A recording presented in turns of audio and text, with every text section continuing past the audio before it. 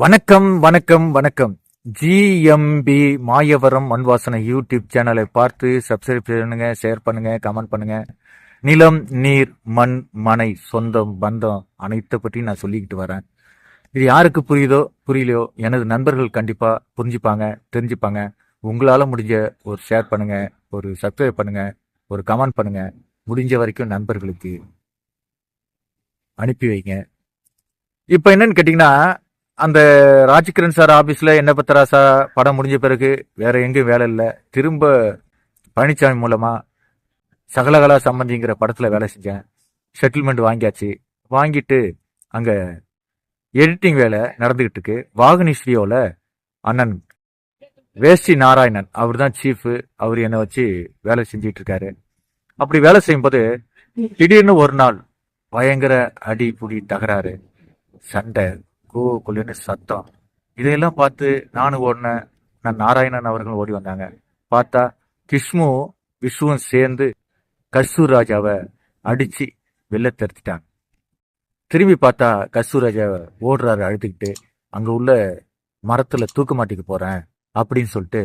இன்னைக்கு உள்ள கஸ்தூரி ராஜா தாங்க, தனுஷோட அப்பா தான். மரத்துல போய் ஏற போறாரு. நான் போய் காலை பிடிச்சி இழுக்கிறேன். அண்ணன் வெப்ப நாராயணன் வந்து செக்கில் தண்ணி கொண்டாந்து கொடுத்து அவர் வந்து ஆறுதல் படுத்தணும்.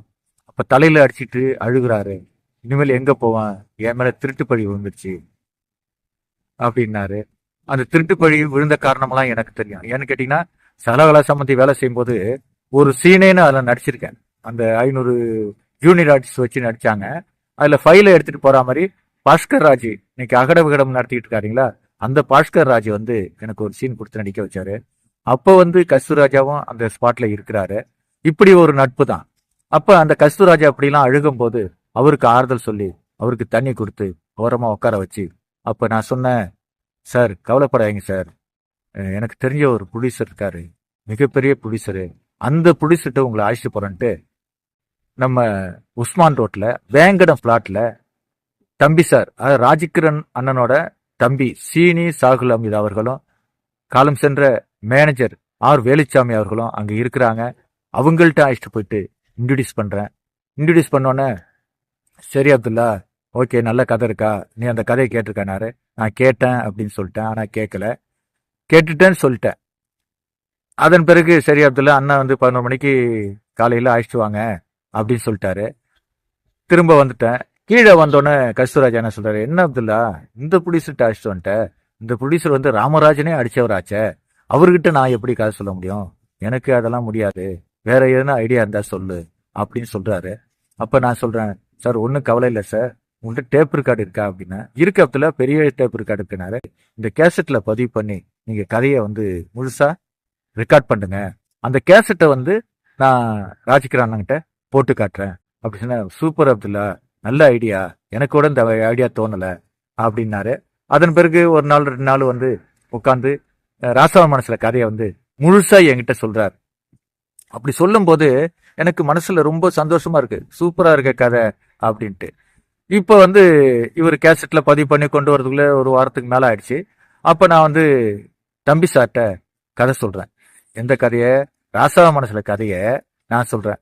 சார் ஓப்பன் பண்றோம் சார், அப்படியே வறண்ட பூமி சார், ஒரு குழந்தைய தூக்கிட்டு ஹீரோயின் நடந்து வரா சார், தலை மேல புல்லுக்கட்டு, அப்படியே வந்தா நடந்து வந்தா அப்படியே வீட்டுள்ள நுழைஞ்சா, புல்லுக்கட்டை வீசி அடிச்சா, குழந்தை கத்துனது, அப்படியே கையில கடத்திக்கிட்டா, அப்படியே போனா ஒரு பால் புட்டி இருந்தது, அந்த பால் புட்டியை எடுத்து குழந்தை வாயில வச்சா சார், அந்த குழந்தை பச்சைக்குன்னு குடிக்க ஆரம்பிச்சு சார், அங்கேருந்து டிசால்வ் பண்ணா பிளாஷ்பேக் சார், தாமரை குளம் சார் அப்படின்னால அப்படியே அசந்து பார்த்தாரு. உண்மையிலேயே இது அவர் கதை தானே அப்துல்லா? இல்ல சார், அவர் சொன்ன கதை தான், இருந்தாலும் நான் என்னோட சாயல்ல சொல்றேன் அப்படின்னா. சரி அப்துல்லா, பாத்துக்கலாம், பேசிக்கலாம் அப்படின்ட்டாரு. அதை சொல்லிட்டு திரும்ப நான் கீழே டீ வாங்குறதுக்கு வரேன். பார்த்தாக்கா கஸ்தூராஜா ஸ்கூட்டர்ல நிக்கிறாரு. ஸ்கூட்டர்ல நிற்கும் போது அவரு கூட ஒரு மேனேஜர் நிக்கிறாரு. அவரு வந்து பழனியப்பன் மேனேஜர்னு நினைக்கிறேன். இவர் போய் அங்க போய் இங்க போய் விசாரிச்சுட்டு ராஜகிரணை பத்தி முழுசா தெரிஞ்சுக்கிட்ட பிறகு அவர் ஒரு துணையோட வந்தாரு. பழனியப்பன் மேனேஜர்னு இருக்காரு. அவரை அழைச்சிட்டு நேரா தம்பி சார்ட்ட இன்ட்ரடியூஸ் பண்ணி தம்பி சார்ட்ட அந்த கேஸ்ட்டை கொடுத்து அந்த கதையை ஒன்லைன் மாதிரி சொல்லுங்கன்னு சொல்லிட்டு அவங்க போயிட்டாங்க. அதன் பிறகுதான் ராஜ்கிரண் சார் இரவு 10 மணி 11 மணிக்கு மேல டிஃபன் சாப்பிட்ற நேரத்தில் அந்த கேஸ்ட் எடுத்து நான் போடுறேன். ராஜ்கிரண் கேட்டாங்க. அந்த கதை தான் ராசாவின் மனசில். இப்போ அந்த கதை ஓகேயான பிறகு ராஜ்கிரண் சார் ஹீரோவை தேடி அலைகிறாங்க. நம்ம சத்யராஜ், விஜய் அண்ணன், சரவணன் இவங்க எல்லாட்டையும் கதை சொல்றதுக்கு கஸ்தூராஜா போறாரு. யாருமே கதை கேட்கல. அது காரணம் என்ன தெரியுங்களா? ஒன்று ராஜ்கிரண் வந்து ரூபினியையும் ராமராஜனையும் அடிச்சிட்டாரு. அடுத்தது வந்து கஸ்தூர்ராஜா வந்து விசுவோட அசிஸ்டண்ட். விசு வந்து ஒரு டிராமா டைரக்டர்னு சொல்லுவாங்க, காமெடி டைரக்டர், டிராமா டைரக்டர். அப்படி இருக்கும்போது அவரோட அசிஸ்டன்ட் கிட்ட எப்படி நம்ம வந்து கதை கேட்கறது அப்படின்னு எல்லா ஹீரோஸும் விலகிட்டாங்க.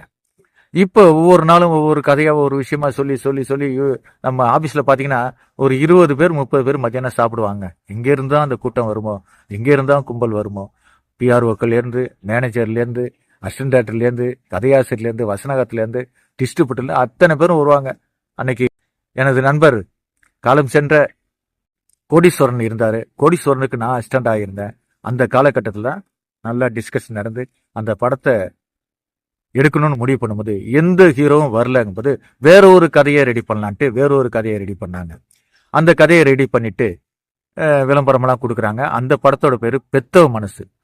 பெத்தவ மனசு திரைப்படத்துக்கு கதை கேட்குறாங்க. ஐயன் ரவி, நம்ம ரவிகிரண் இவங்களெல்லாம் கதை ஒருத்தர கேட்டு கேட்டு கேட்டு கேட்டு அப்புறம் கஸ்தூர்ராஜாவை வச்சு கஸ்தூர்ராஜாவை சொல்லும்போது கஸ்தூர்ராஜா வந்து பெத்தவ மனசுன்ட்டு ஒரு கதை சொல்றாரு. அந்த கதை ஓகே ஆச்சு. இப்போ அதுல நடிக்கிறதுக்கு திரும்ப ரொம்ப கொடுக்குறாங்க. அப்போ வந்து என்னன்னு கேட்டீங்கன்னா ப்ரெஸ் மீட்டு வைக்கிறதாவும், ப்ரெஸ் மீட்ல சில விஷயங்கள் வெளியில வந்துச்சு. அதாவது ராஜ்கிரண் வந்து ராமராஜனை அடிச்சாரு, ரூபினி அடிச்சாரு அப்படிங்கிற விஷயம் வெளியில வந்தது. அதனாலதான் எந்த ஹீரோவும் வந்து ராஜ்கிரண் படத்துல நடிக்க மாட்டாங்க, ராமராஜன் நடிக்க முடியாதுன்னு சொல்லிட்டாரு. பெத்தோ மனசு படத்துக்கு ஹீரோ தேவை அப்படிங்கிற மாதிரி சில கிசுகள் சில துணுக்குகள்லாம் வந்துச்சு. அதை பார்த்த பிறகுதான் திரும்ப நளினி அவங்க 2 குழந்தை, ராமராஜன் இவங்களெல்லாம் அழைச்சிட்டு ராஜ்கிரண் ஆபீஸ்க்கு வந்து 2 குழந்தையும் காலில் போட்டு, ராஜ்கிரண் காலில் போட்டு, அண்ணா என்னை மன்னிச்சிருங்க, இந்த விஷயம் யாருக்கும் தெரியாத அளவுக்கு மறைச்சிட்டீங்க, இருந்தாலும் நான் சந்தோஷப்படுறேன், நான் ஏடிஎம்கில் கொஞ்சம் வளர்ந்து வரேன், அதாவது எனக்கும் ஒரு மாசு இருக்கு, நானே உங்க படத்துல நடிக்கிறேன்ட்டு திரும்ப நடிக்க ஆரம்பிச்சுதான் பெத்தோ மனசு படம். 45 நாள் வேலூர்ல அவுட்டோர் லொகேஷன்ல ஷூட்டிங் நடந்தது. அந்த ஷூட்டிங்ல நிறைய குளறுபடிகள் நடந்தது. ஏன்னு கேட்டீங்கன்னா கதை வசனம் வந்து கஸ்தூரி ராஜா, திரைக்கதை டைரக்ஷன் வந்து ராமராஜன், தயாரிப்பாளர் வந்து இவர் ராஜ்கிரண். அவர் ஸ்பாட்டுக்கு வரக்கூடாது, அவர் எதுவும் அதாவது சஜஷன் சொல்லக்கூடாது, கதையில வந்து எதுவும் தலையீடு இருக்கக்கூடாது அப்படிங்கிற கண்டிஷன்ல தான் நம்ம ராஜராஜன் கேமராவை வச்சு கஸ்தூரி அதுல தான் இன்ட்ரடியூசிங். அது பேரு சண்மதி. கஸ்தூரியை வந்து அதுல தான் இன்ட்ரடியூஸ் பண்ணாங்க. நம்ம ஸ்ரீவித்யா மேடம் நடிச்சாங்க, சுஜாதா மேடம் நடிச்சாங்க. ஸ்பாட்ல நான் ஓடி விளையாடிட்டு இருப்பேன். அதாவது நான் வந்து அழகுல வந்து அவ்வளோ அற்புதமா இருந்தேன்னு எல்லாரும் சொல்லுவாங்க.